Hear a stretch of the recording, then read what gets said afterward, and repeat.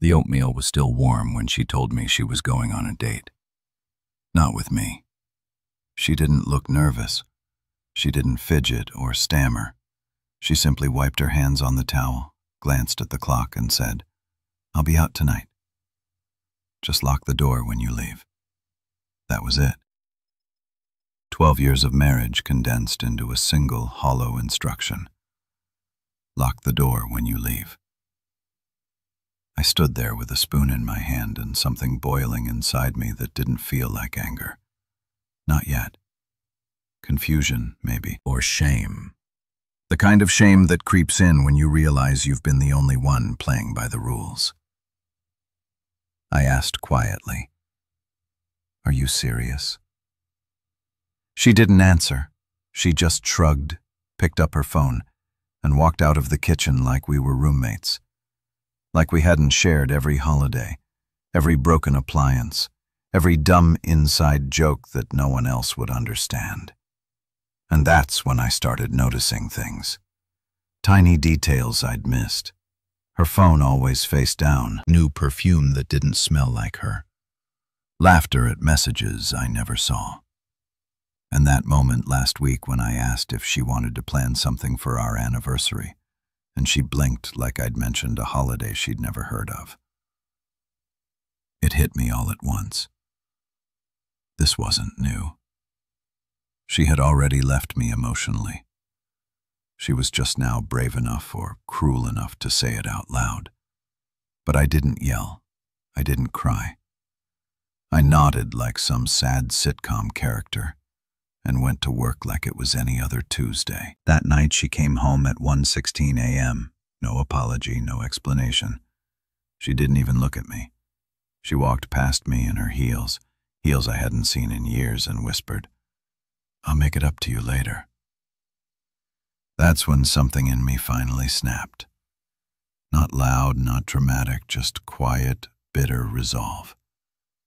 She had no idea that I wasn't going to wait around for the apology. She had no idea what I'd found in her car, and she definitely had no idea that the next time she walked through that door, everything would be different. She didn't know I had the spare key to her car. It had been taped under the kitchen drawer since we bought the damn thing, and I don't think she remembered. Or maybe she thought I'd never bother looking. But the night she came home wearing lipstick that wasn't hers, because I swear I saw her wipe it off and apply a different shade before stepping out of the car, I knew I had to look. Not for revenge, for answers. Because when you've spent 12 years loving someone and they start treating you like you're a stranger renting space in their life, you don't just move on. You search for the missing pieces.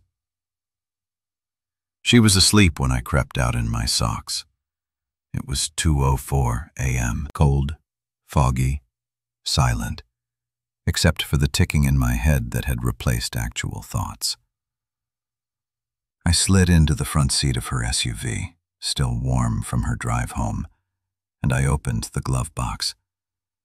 I was expecting, I don't know, receipts, maybe a forgotten perfume bottle, something ordinary. But what I found was an envelope unsealed. My name wasn't on it. Inside were printed directions to a hotel in the next town over 25 miles west, along with a crumpled receipt for room service, 2 entree, 1 bottle of champagne, and a note scrolled on the back in handwriting I didn't recognize. Next Thursday, same time. Can't stop thinking about you. I stared at it until my vision blurred. I wasn't sure if I was about to pass out or explode. She had a system, a pattern. This wasn't a one-time date. She needed to feel something again. This was a relationship. She had backup perfume in her trunk, a separate playlist on Spotify under a fake name. And when I checked the Bluetooth history on her car's dashboard, there was another phone listed, Evan's iPhone. The same name I saw pop up in her backup cloud the night I checked her old phone. I sat there for a long time. I didn't cry. I didn't scream. I didn't pound the steering wheel like some betrayed husband in a movie. I just sat in that car with my hands in my lap and the envelope between my knees, feeling like I died quietly 2 weeks ago, and nobody had told me. At 3:12 a.m., I walked back inside. I crawled into bed beside her. She shifted in her sleep and instinctively curled toward me, resting her hand on my chest like she used to when we were still us. For a second, I wanted to believe it was real again, but all I felt was cold. I didn't sleep that night. I lay there wide-eyed, mapping out the one thing I never thought I'd plan in my life. My exit. Not loud, not violent, just final, because she wanted a night to feel something. And now so did I.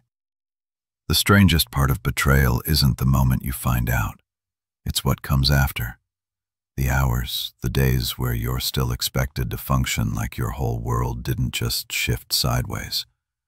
You still have to take out the trash, still have to answer emails at work, still have to nod when your wife casually asks if there's milk left in the fridge, knowing full well she drank wine in a hotel bed with someone else just 48 hours earlier. That weekend I didn't confront her. I didn't ask questions. I acted like I didn't see the text that lit up her phone screen during dinner, like I didn't hear her giggle while she typed under the table. I let her believe I was still asleep Sunday morning when she left to run errands with foundation hastily smeared over a hickey. What she didn't know, what she'll probably never know, is that every minute we spent together that weekend was me saying goodbye. Not emotionally. That had already happened in the car. No, this was logistical. I started by making a list. I know how pathetic that sounds, but it helped. I needed order. I needed steps. So I wrote it down. Step 1. Check bank statements. Step 2. Copy important files. Step 3. Open new personal account. Step 4. Withdraw my half in cash. Step 5. Move essentials to storage. It wasn't revenge. It wasn't even justice. It was survival. The worst part? She didn't notice. Not once. When I stopped texting her from work, she didn't ask why. When I started sleeping on the edge of the bed instead of curled up behind her like I had every winter for over a decade, she didn't shift closer. When I sat across from her at breakfast and stared just a little too long, she didn't look up. She was already gone. I think I knew that. I just didn't want to admit it until I had proof. That proof came Monday morning. She was in the shower. Her phone was left face up for once. Maybe she thought I wouldn't check again. Maybe she didn't care. But this time it wasn't a text that broke me. It was a photo, a mirror selfie of the two of them. Her in that same black dress, him shirtless, standing behind her, arms around her waist like she belonged there. Caption: Last Thursday was perfect. Can't wait for next time. Beautiful next time. That meant there was a plan. That meant I had a deadline. I stared at that photo for a full minute, maybe 2. My hands didn't even shake. I didn't feel panic or rage. I just felt done. When she came out, wrapped in a towel, humming, asking if I wanted her to pick up takeout after work, I looked her right in the eyes and said, "Now, I've got plans." It was the first time I lied to her, and it felt like the most honest thing I'd done in years. On Tuesday morning, I woke up earlier than usual, got dressed without waking her, and walked out without saying a word. No goodbye, no note. I just left. That had never happened in 12 years. Not once. And still, she didn't call. Not during the day, not even to ask if I wanted dinner. I guess when someone already has a backup, they stop worrying if the original is fading out of the picture. At work, I stared at my screen all morning and barely typed a thing. The IT guy walked by twice and joked about me being frozen, and I just nodded. What he didn't know was that I was moving faster than I ever had, just not in a way anyone could see. I requested a few vacation days and told my boss I needed time to handle some family stuff. He looked at me with quiet concern. Maybe he saw it in my face. The fatigue, the weight of a decision I hadn't fully said out loud yet. He didn't ask questions. At lunch, I walked 3 blocks down to a small credit union I hadn't been to in years. I opened a personal account, separate, clean. I deposited the first chunk of my paycheck and told them I'd be making cash deposits from that point forward. I gave them a new mailing address, one that didn't point to our house, just a P.O. box in town for now. I spent the rest of the day printing documents at the library, my resume, old tax returns, copies of our marriage certificate, and the deed to the house. I scanned everything and saved it all to a flash drive labeled Backup Keys. It was small silver, and I hid it inside a roll of socks in the garage. She never touched the garage. By the time I got home, it was 6:40 p.m. Her car wasn't in the driveway. Of course it wasn't. She walked in 2 hours later, breathless and smiling like she was auditioning for a rom-com. She had a paper bag of Chinese food and acted like it was 2013 again. "I didn't know what you'd be in the mood for, so I just grabbed your usual," she said. I looked at her for a second too long. She looked back like I was supposed to be impressed. She remembered I'd liked sesame chicken. "You okay?" she asked. "I'm great," I said. And I was for the first time in months, maybe longer. I felt like I was in control of something. We sat down to eat. I didn't touch a bite. She didn't notice. She was too busy texting. That night I lay in bed beside her, listening to the faint buzz of her phone on silent. I watched the screen light up twice, both times with a name that had now become familiar. Evan knew. I didn't check the messages. I didn't need to. I already knew the storyline. She thought she had options. She thought I was the soft, spineless husband who'd keep quiet while she played pretend with some faceless man who thought he won her. What she didn't know was that I had already spoken to a real estate agent earlier that afternoon. Our house, the one we bought together in year 2 of our marriage, was now being quietly evaluated. She wouldn't see a for sale sign in the yard. Not yet. But soon the floor beneath her would start shifting, and when it did, there would be no warning, no fight, just absence. It was raining the night I finally decided to test my exit plan. Not symbolic rain, just real hard, irritating rain that made the street lights flicker and the whole house smell like wet concrete. She was running late again. I watched the clock flip past 9 p.m. and then 9:30. When her headlights finally hit the driveway, I already had my shoes on and my jacket folded neatly by the door. I didn't greet her. She didn't apologize. Instead, she walked in soaking wet, mascara smudged in a way that didn't come from emotion. "You won't believe the traffic," she said, not even looking at me. She peeled off her coat and kicked off her shoes like she had nothing to hide, like she hadn't just spent 3 hours making new memories with someone who wasn't her husband. I nodded and handed her a towel. She smiled, said, "Thanks, babe." Like the past few weeks hadn't hollowed me out. That was the last time she ever called me that. 15 minutes later, the power went out. No storm warning, no thunderclap, just a loud click and the house went dark. She froze in the hallway, half-dressed for bed. "Did you forget to pay the bill again?" she snapped. That stung. I hadn't forgotten to pay the bill. I deliberately scheduled it for cancellation. One of many little things she hadn't noticed. No internet, no power, no warning. I lit a candle in the kitchen. She rolled her eyes and said, "What is this, the 1800s?" I didn't answer. I just lit another one and placed it in the living room. Then I handed her her phone from the counter. "No Wi-Fi," she muttered, tapping at the screen. "God, this is annoying. I was in the middle of a conversation." "I know," I said, "with Evan." She looked up sharply. Her face twitched in a way that told me everything. But she didn't deny it.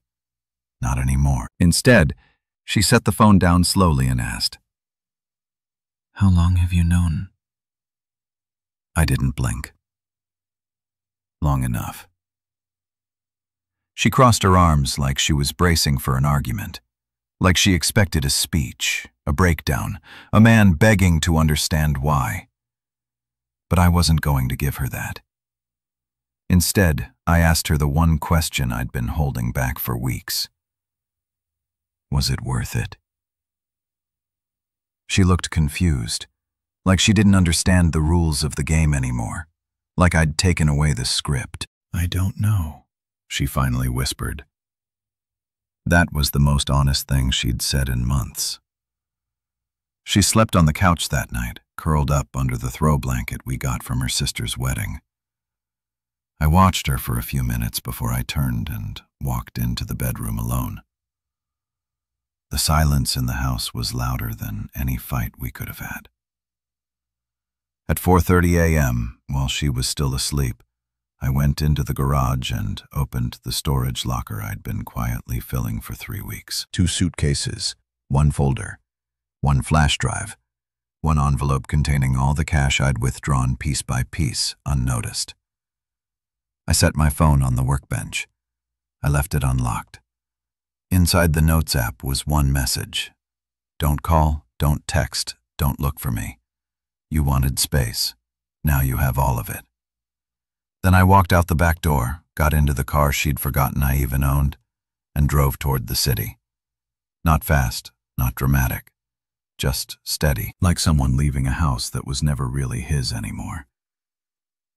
3 hours after I left, I turned off my phone for good. I didn't want to hear from her. Not apologies, not outrage, not a pathetic attempt to spin it into some we were drifting apart narrative that let her off the hook. I knew her well enough to predict every excuse she'd try before she even spoke. But what I didn't anticipate was how quickly she'd panic when she realized I hadn't just stormed off. I'd vanished. By 11 a.m., she started calling my job. I know this because my boss called me from his personal number to say, "Your wife's been calling all morning.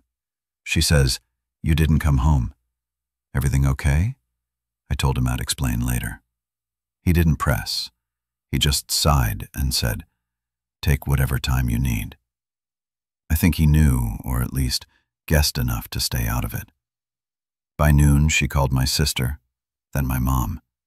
She even messaged my cousin, who I hadn't seen since Christmas of 2018. I watched it all unfold through a burner phone I'd set up just for monitoring. No replies. Just her messages piling up, desperate and contradicting themselves. One said she was worried I'd been in an accident. Another said, "I know you're trying to punish me." Another, hours later, just said, "Please talk to me." It was like watching someone slowly drown in a pool they themselves jumped into.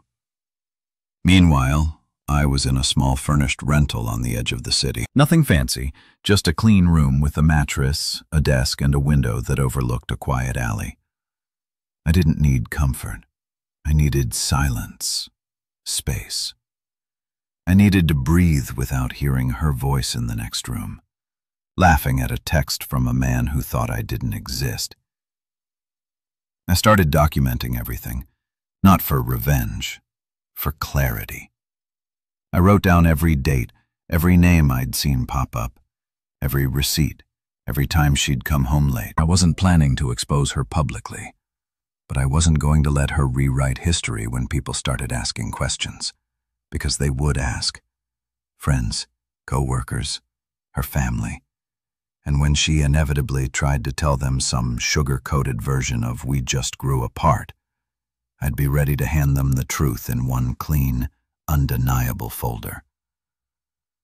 By the end of the second day, she changed tactics. Her messages got softer. "I made mistakes," she wrote, "but I didn't think you'd just leave. Please come home. We can fix this." No, we couldn't. Because what she still didn't understand was that I had begged for connection for years. I had brought up the distance, the silence, the lack of intimacy, not just physical but emotional. I'd asked her over and over again to meet me halfway. She had 12 years to fix things. She waited until I was gone to pretend to care. And then on the third day, something new happened. She posted a photo of us on social media, a throwback from our vacation in Maine 5 years ago. The caption just said, "Come home." She was trying to write a new version of the story, one where she looked like the abandoned wife, the victim. What she didn't know was that I had already filed for separation quietly through a lawyer who owed me a favor and didn't mind backdating the consultation. The house was already being prepared for listing. The bank accounts were already split. She was still talking to the version of me that had existed 6 months ago. The guy who would have forgiven her for anything just to keep the peace. But that version of me, he didn't live here anymore. By the 5th day of radio silence, she stopped trying to play the victim. The post came down. The sweet texts turned into guilt-tripping rants. "You're abandoning our marriage," she wrote. "You're not even giving me a chance to make this right." That word chance almost made me laugh. I wanted to reply and list every single chance I'd given her while she was out perfecting her double life. But I didn't. I didn't reply at all. Instead, I mailed her something. It was a simple package, nothing aggressive, nothing cruel. Just a brown cardboard box with no return address. Inside was a small hardcover photo album I'd made. The first few pages were filled with pictures of our best years, holidays, goofy moments, road trips, our old dog Roscoe. Every photo carefully chosen to remind her of what she used to have. But halfway through the book, the tone changed. The images disappeared. In their place were printed screenshots, text threads, call logs, a scanned hotel receipt, a copy of the message she sent Evan while I was home making her favorite soup. Her "I'll make it up to you later" moment captured forever. The final pages included 2 things: a copy of the separation notice and a handwritten note that simply read, "You said you wanted to feel something again. How does this feel?"